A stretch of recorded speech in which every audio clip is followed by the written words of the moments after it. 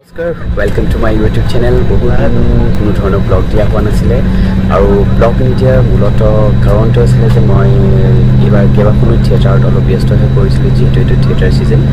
আৰু যোৱাকালি একচুৱেলি ৰাতিপুৱা বুলি ক'ব লাগিব, আজি ৰাতিপুৱা মোৰ বৰ্ড আছিলে, থিয়েটাৰ শেষ কৰিলোঁ। তাৰোপৰি মই কহিনুৰ, আবাহন, বৃন্দাবন, ইতিহাস কেইবাখনো থিয়েটাৰত এইবাৰ এজ এ কৰিগ্ৰাফাৰ কাম কৰিছোঁ। আগতেও কৰিছিলোঁ, এইবাৰ কৰি এটা নতুনত্ব পাইছোঁ আৰু ভাল লাগিছে, কিয় 2 বছৰৰ পিছত পুনৰবাৰ আকৌ ভ্ৰাম্যমান আপোনালোকৰ মাজলৈ আহিছে, ভ্ৰাম্যমান থিয়েটাৰ আহিছে। আৰু আশা কৰিছোঁ অসমৰ ৰাইজে যেতিয়া ভ্ৰাম্যমান থিয়েটাৰটো আকোৱালি ল'ব তেতিয়া আমাৰ ভাল লাগিব। আৰু যোৱাকালি মানে আজি আমাৰ শেষ হৈছে আৰু আজি মই বৰ্তমান গৈ আছোঁ কাশ্মীৰ।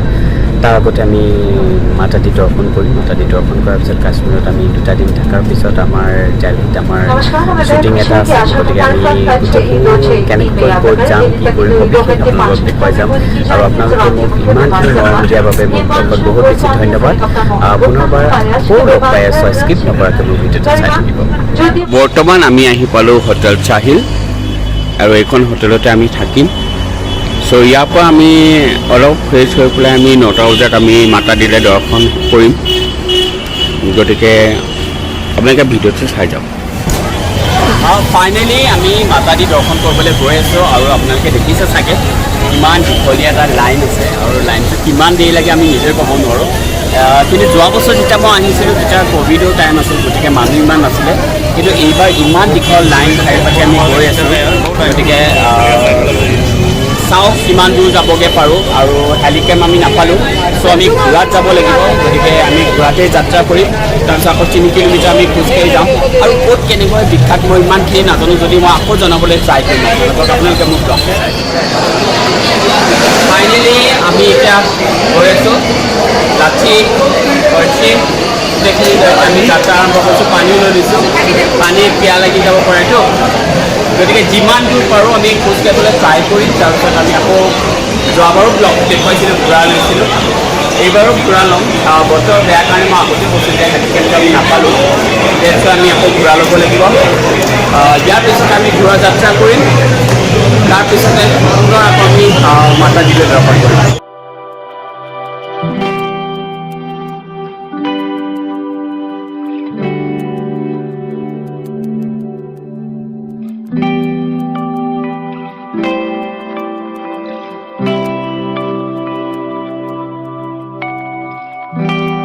এতিয়া আমি ঘোঁৰাৰ চাৱাৰী বুলি কয়, ঘোঁৰা জাৰ্ণিটো কৰি আছোঁ আৰু ঘোঁৰা জাৰ্ণিটো বহুত বেছি কষ্টকৰ হয়।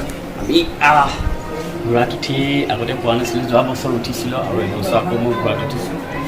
চ' বেয়াও লাগে, তেওঁলোকে ভৰি চৰিবিলাক ধৰি পেলাই হেৰি কৰি দিয়ে। কিন্তু ঘোঁৰা জাৰ্ণিটো এইবিলাক ভৰি বহুত বিষ পাব, আপোনালোকে ট্ৰাই কৰিব পাৰে। 650 টকা ঘোঁৰা, 100 টকা ঘোঁৰা খাব হ'ব।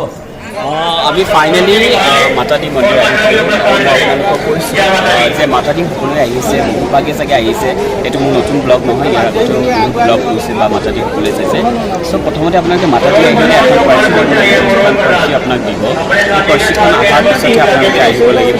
আৰু মই এতিয়াও কৈছোঁ যে আপোনালোকে যদি ঘোঁৰাত আহিম বুলি ভাবে, যদি হেলিকম নাপায়, যদি ঘোঁৰাত আহিম বুলি ভাবে, তেনে ঘোঁৰাত আপোনাৰ 650 ৰুপিজ ল'ব আৰু এক্সট্ৰাকৈ এটা 100 ৰুপিজ তেওঁলোকে লয় ঘোঁৰাটো কিবা পানী হওক বা।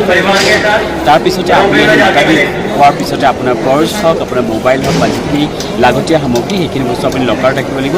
তাৰপিছত আমি মাতাদি দৰ্শন কৰিব পাৰোঁ। আৰু আজি খুব বেছি ভাল লাগিছে এটা কথা যে মই ছেকেণ্ড টাইম আহিছোঁ আৰু ছেকেণ্ড টাইমত মই এইবাৰ আৰতি পাইছোঁ। আৰু আৰতিটো পোৱাটো ইমান সম্ভৱ নহয়, কিন্তু আজি হয়তো মাতাই মোক খুব বেছি কৃপা কৰিছে, মই লাকি বুলি ভাবোঁ যে আৰতিটো পাইছোঁ। গতিকে আৰতি কৰাৰ পিছতহে আমি ফাইনেলি আমি ৰুমলৈ যাম, সবিশেষ চাই থাকিম।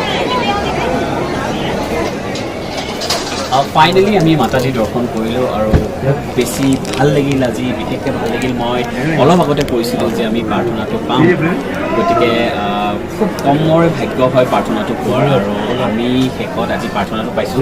যোৱা বছৰ আহোঁতে মই প্ৰাৰ্থনাটো পোৱা নাছিলোঁ, এই বছৰ মই খুব ধুনীয়াকৈ প্ৰাৰ্থনাটো পাইছোঁ। আৰু 1 ঘণ্টা ধৰি আমি খুব ধুনীয়াকৈ বস্তুবিলাক কৰি আছোঁ, শিকি আছোঁ, ভজন কীৰ্তন সকলোখিনি কৰিছোঁ। আৰু মোৰ লাষ্ট এটাই সপোন আছে ভৈৰৱ বাবা মন্দিৰ যোৱা, গতিকে ইয়াৰ পিছত আমি ভৈৰৱ বাবা মন্দিৰ যাম আৰু সবিশেষ আপোনালোকক দেখুৱাই থ'ম। থেংক ইউ, বহুত বেছি ধন্যবাদ জ্ঞাপন কৰিছোঁ, খুব ধুনীয়াকৈ আপোনালোকে মোৰ ব্লগটো চাই আছে। আৰু যোৱাকালি মোৰ ভৈৰৱ বাবা মন্দিৰত গৈ পেলাই কোনো ধৰণৰ ব্লগ বনোৱা নহ'ল, যোন আছিল, কাৰণ কালি আমি কোনো ধৰণৰ একো দেখুৱাব নোৱাৰিলোঁ, কিন্তু দৰ্শন কৰি খুব বেছি ভাল লাগিল। এতিয়া আমি গৈ আছোঁ বৰ্তমান কাশ্মীৰ, আৰু এই ব্লগটো মই জয় মাতা দি ব্লগটো মই ইয়াতে সমাপ্ত কৰিম।